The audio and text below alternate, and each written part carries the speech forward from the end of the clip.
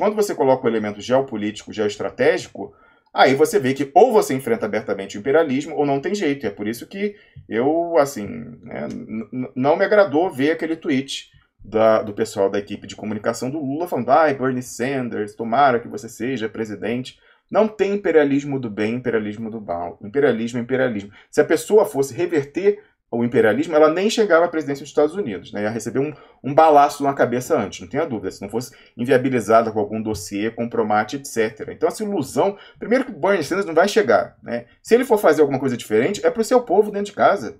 Fora de casa, o imperialismo continua, seja quem for eleito presidente dos Estados Unidos, né? Você vê até uma diferença no caso do Trump.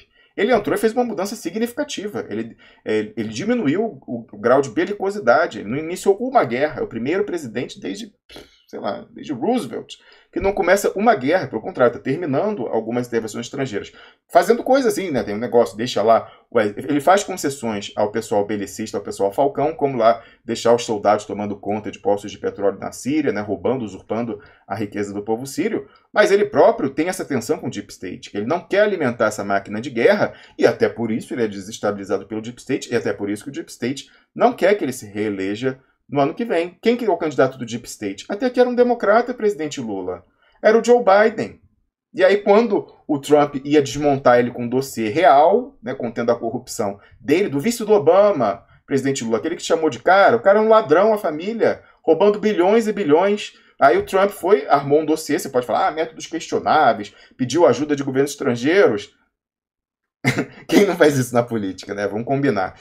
Aí, é lógico, aí o Deep State, porque, né, enfim, uma área de inteligência soube que o Trump já tinha feito o dossiê dos roubos bilionários do filho da família Biden, falou, não, vamos fazer um fogo de encontro, divulga aí que ele falou com o cara pedindo e tal, então é um crime de responsabilidade. Mas assim, para queimar, aí todo mundo fala da ligação dele para o presidente da Ucrânia e ninguém fala do roubo bilionário. Mas o cara queimou as intenções de voto, então esse ele conseguiu queimar, mesmo não levando adiante, né, a atenção sobre o roubo do pessoal. Então era o democrata, que era o candidato favorito, era Deep State na veia. Aliás, presidente Lula, se você não sabe disso, acredito que o senhor saiba, porque pessoas do seu entorno sabem disso, o homem que conversou com o emissário da Dilma, que era José Eduardo Cardoso, quando em 2013, no início, antes da primavera, é revelado que ela era monitorada pelo NSA, foi o Joe Biden, o vice que conversou com Cardoso. Aí olha com a linha do tempo. É revelado pelo Greenwald e o Snowden que a Dilma é grampeada pelo NSA.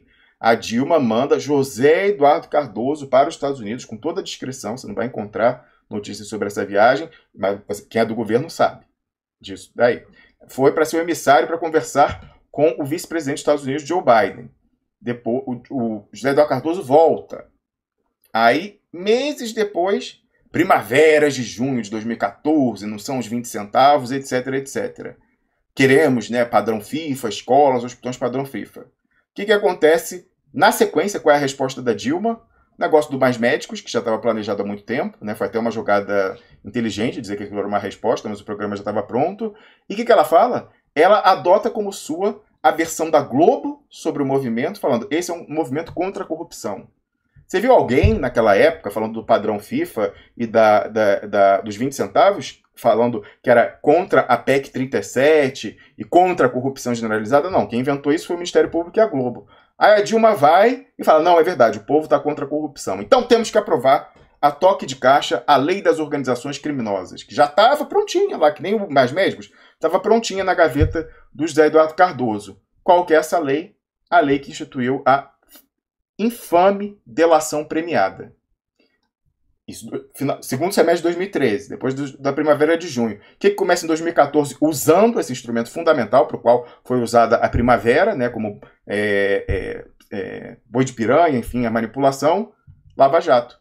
Não existiria a Lava Jato sem a lei aprovada pela Dilma e pelo Cardoso no segundo semestre de 2013, usando como desculpa a primavera, quando meses antes o Cardoso foi para lá, e que a gente sabe que na primavera de 2013 teve impulsionamento de robôs de fora, aí próximos ao aparelho do Deep State americano, para fazer aquela coisa viralizar e se incendiar. E aí, tempos depois, em 2015, no ano seguinte, a gente vem a saber que o mesmo José Eduardo Cardoso faz uma viagem secreta a Curitiba, usando os jatos da FAB, no dia 7 de dezembro de 2015, E nessa viagem, ele combina com Sérgio Moro a operação de condução coercitiva do Lula 2 meses e meio depois, né, em 6 de março de 2016, aquele dia da condução coercitiva, lembra? O trauma, aeroporto, Congonhas, pois é, eu lembro, foi quando eu comecei a escrever aqui. Eu estava cuidando da minha vida, do meu doutorado, da minha advocacia. Naquele dia, parei tudo que estava fazendo para fazer o que eu estou fazendo aqui agora e até hoje não voltei. Né? Então, lembra desse dia? Foi traumático para todo o Brasil. E aí, né, ele foi lá para combinar isso. O Cardoso confessou no dia da prisão do Lula, em 7 de abril do ano passado, 17 de abril do ano passado, confessou que articulou a condução coercitiva, mas nesse dia, como brinde, ele vai e fala para o Sérgio Moro, dá para o Sérgio Moro dicas de como ir atrás de quem? Dos filhos do Lula. Mais uma vez, olha a questão da chantagem. Com um caso aí que até hoje não apareceu, nem sei se procede, provavelmente não procede, mas falando de grilagem de terra no Centro-Oeste. A gente soube disso no Vaza Jato. O Vaza Jato falando dessa conversa entre o Moro e o Dallagnol, usando o Telegram, que o Moro fala, olha, tem essa linha de investigação aqui para você ir atrás dos filhos do Lula, vai atrás dessa pessoa, liga para saber, né, de terrenos do Centro-Oeste. Quem que era a fonte? Você, olhando o Intercept, não sabe. A história do Limited Hangout. Tem assim, Tarjado, 3 nominhos. O nome que está ali, né, e eu conversei com pessoas que sabem, com certeza disso, né, mais de uma pessoa, pessoas que acompanham o processo, mas pessoas que tiveram acesso, né, à informação completa. Claro, o nome que está ali é José Eduardo Cardoso. E aí, por que o Glenn Greenwald tarjou? Não é uma informação íntima, privada, que expõe a intimidade do Sérgio Moro, dizer que o ministro da Justiça, da Dilma Rousseff, foi a fonte do Sérgio Moro para ir atrás, e do Dallagnol para ir atrás dos filhos do Lula e ameaçá-lo com isso? É evidente que não. É evidente que não. E essa pessoa até hoje não foi expulsa do partido.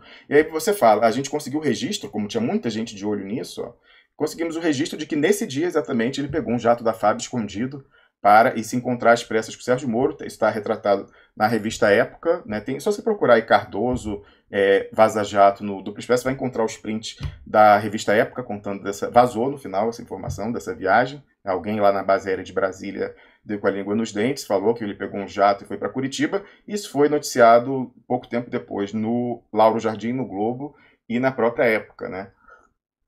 E é a mesma data da conversa do Moro com o Dallagnol, falando que Tarjado, José Eduardo Cardoso deu a linha para eles irem atrás dos filhos do Lula.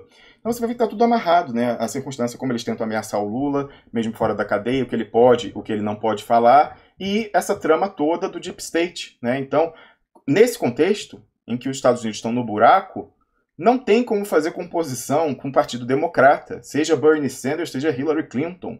O pessoal precisa fechar a conta, é mais importante do que simpatias pessoais pela obra e pela trajetória de vida de uma pessoa. Então o próprio Pepe Escobar já falou que o Bernie Sanders não tem sequer a menor chance de ser o candidato democrata, né? Mas mesmo que fosse, não ia mudar nada, né? Se ele fosse mudar, ele não chegaria. O Deep State se asseguraria disso. Não é à toa que diversos presidentes americanos foram assassinados aí no exercício do mandato, às vezes antes de chegar, né? O Deep State não brinca em serviço. Então, é a história de dizer, o Evo Morales saiu, mas vai ganhar na eleição. Se fosse para isso, não tinham dado golpe.